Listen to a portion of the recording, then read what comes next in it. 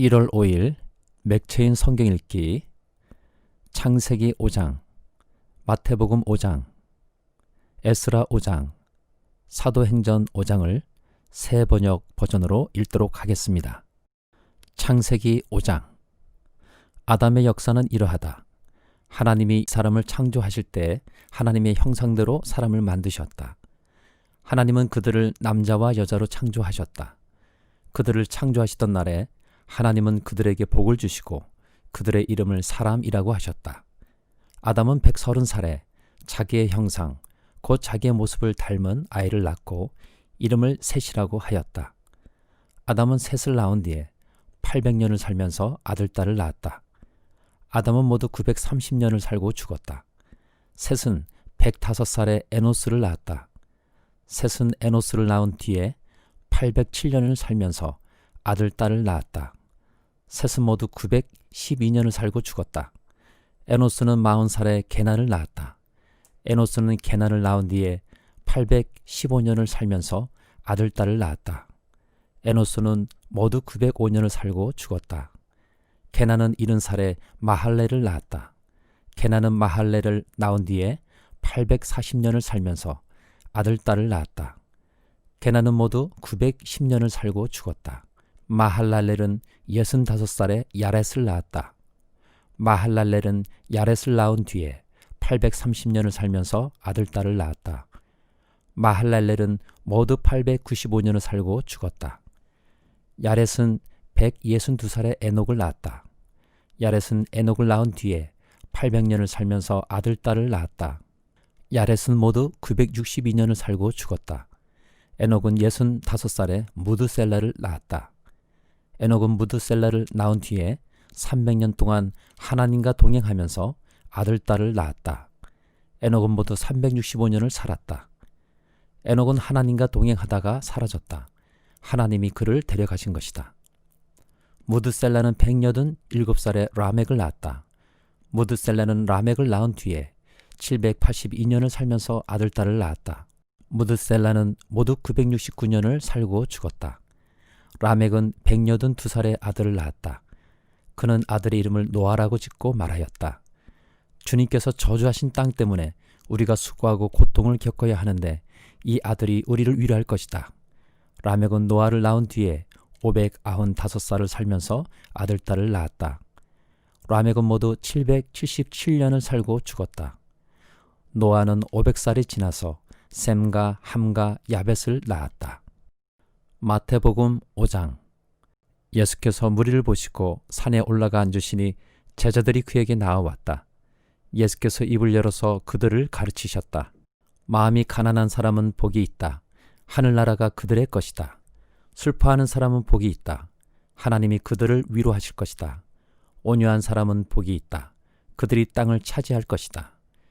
의에 줄이고 목마른 사람은 복이 있다. 그들이 배부를 것이다. 자비한 사람은 복이 있다. 하나님이 그들을 자비롭게 대하실 것이다. 마음이 깨끗한 사람은 복이 있다. 그들이 하나님을 볼 것이다. 평화를 이루는 사람은 복이 있다.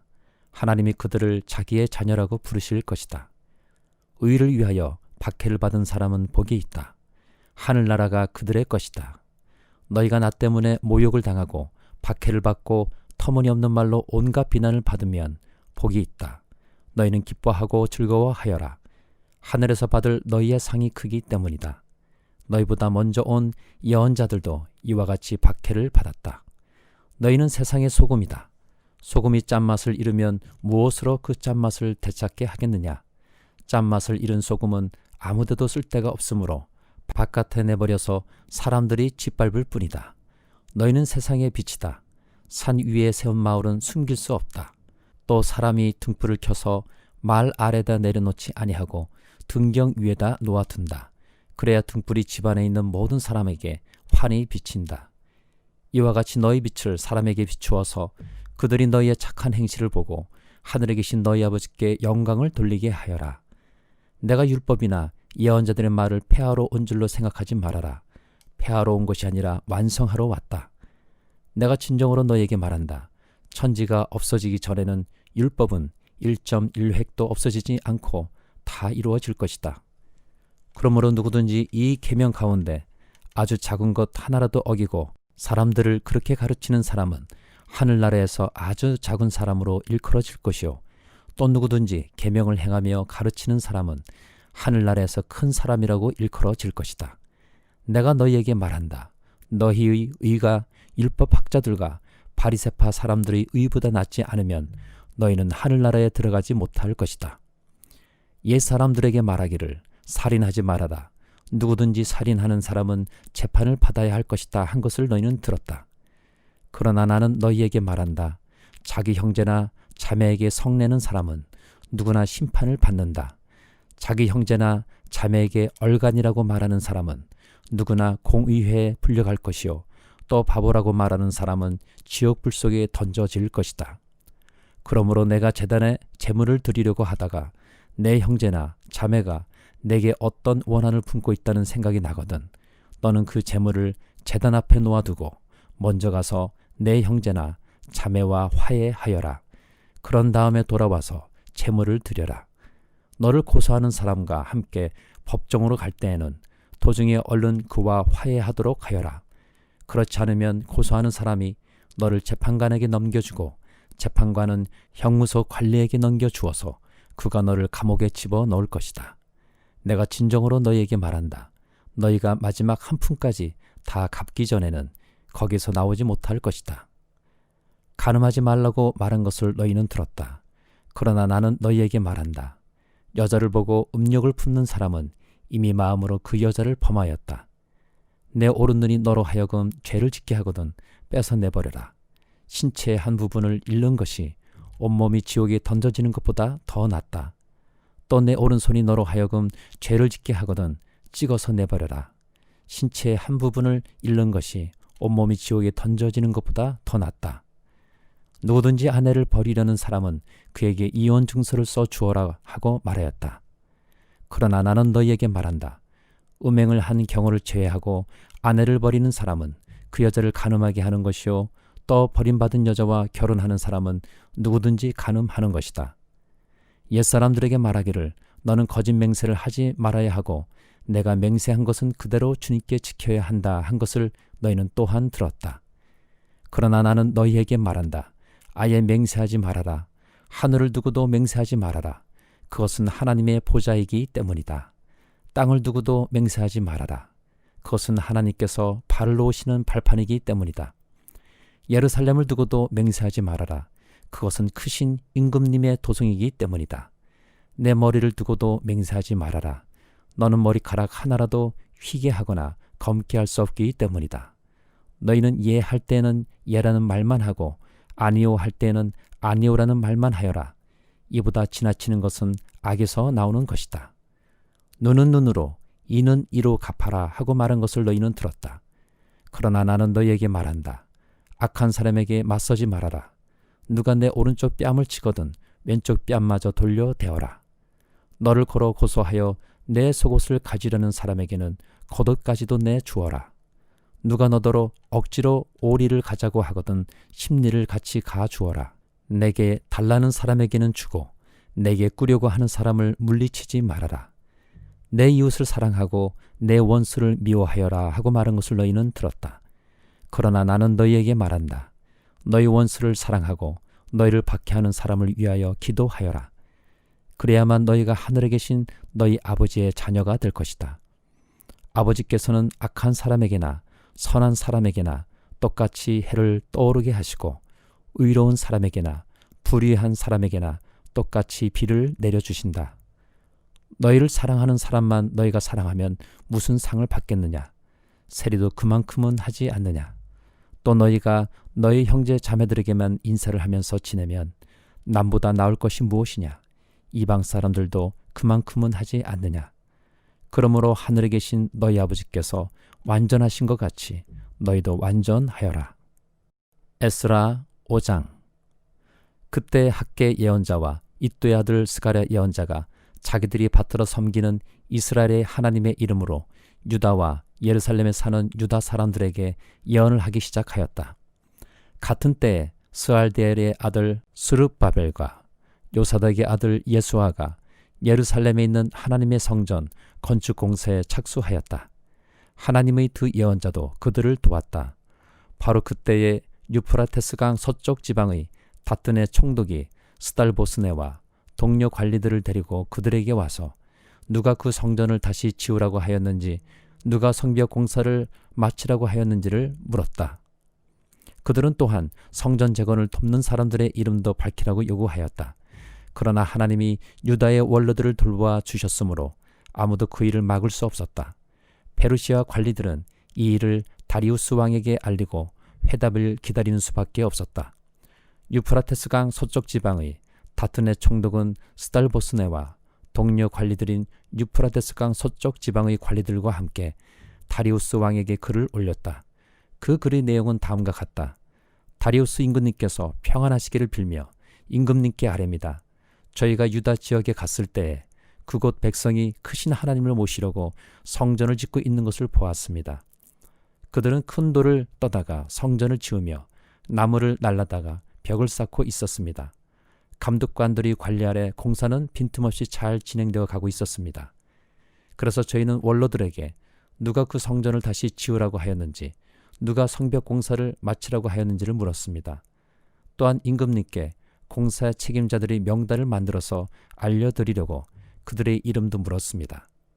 그들이 우리에게 한 대답은 다음과 같습니다. 우리는 하늘과 땅의 주이신 하나님을 섬기는 사람입니다. 우리는 지금 허물어진 성전을 다시 짓고 있습니다. 이 성전은 본래 옛날 이스라엘의 어떤 큰 왕이 짓기 시작하여 완공하였던 것입니다. 그런데 우리 조상이 하늘이 하나님을 노엽게 하였으므로 하나님이 우리의 조상을 갈대아 사람 바벨로니아 왕 느부갓네살의 손에 넘기셨습니다. 그가 이전을 허물고 백성을 바벨로니아로 사로잡아 갔습니다. 그러나 고레스 왕께서 바벨로니아 왕이 된 그 첫 해에 하나님의 성전을 지으라고 칙령을 내렸습니다.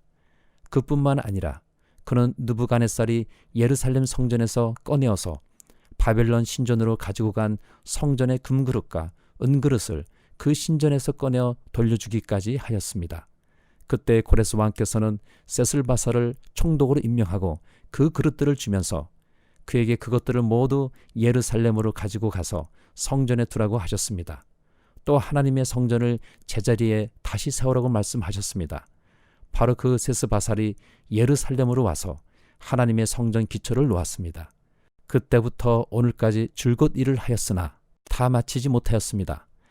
아레옵기를 항성하오나 임금님께서 바빌론의 왕실 문서 창고를 살펴보시고 정말 고레스 왕께서 예루살렘에다가 하나님의 성전을 다시 지으라고 칙령을 내리신 적이 있는지 알아보는 것이 좋겠습니다. 그런 다음에 이 일을 어떻게 하면 좋을지를 결정하시고 일러주시기 바랍니다. 사도행전 5장.